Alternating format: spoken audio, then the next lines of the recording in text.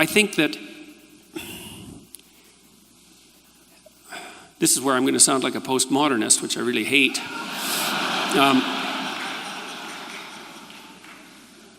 I would say sentence by sentence, yes, you're correct.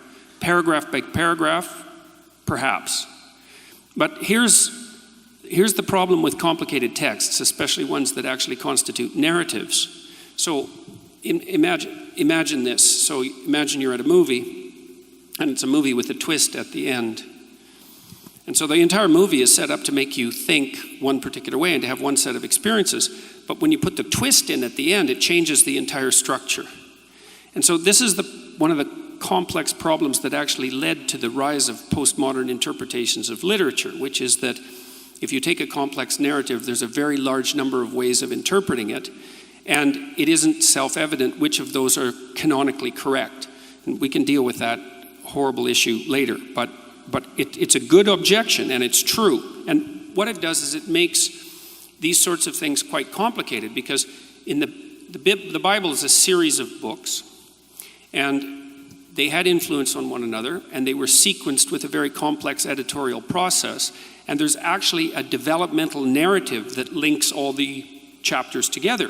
And what that means, this is at least, I'm going to speak from the perspective, or in terms of analysis of the Christian Bible, what it means is that you have to read the beginning as if it's also influenced by the end, which is what, by the way, and in case you think that I'm weaseling around here, and I'm not, is that that's exactly what you do every time you read any story, any work of fiction.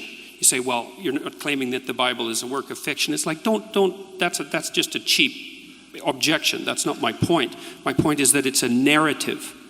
And everything in a narrative is conditioned by all the rest of the things in the narrative. And it's well known, like if you're a screenwriter, for example, there's an old dictum, I don't remember who generated it, was one of the great Russians, that if there's a rifle lying on a table in the first scene, that it better be used by the end of the second scene, or it shouldn't have been there at all. So there's this coherence. I'm looking for the rifle in your answer to this question, though, yeah, because I want it to be used. My point is that it isn't reasonable to take a single sentence out of a coherent narrative and say that stands on its own, or it's rarely reasonable, because you have to interpret the word in the sentence and the sentence in the paragraph and the paragraph in the chapter and the chapter in the context of the entire book. You have to do that. Now, you could object, and reasonably so, that there are some sentences that are so blatant that you can't use context to paraphrase them, let's say. But I think you also have to give the devil its due. The Christian Bible is a developmental narrative, and the beginning has to be read in light of the end. And is it a fact? Okay.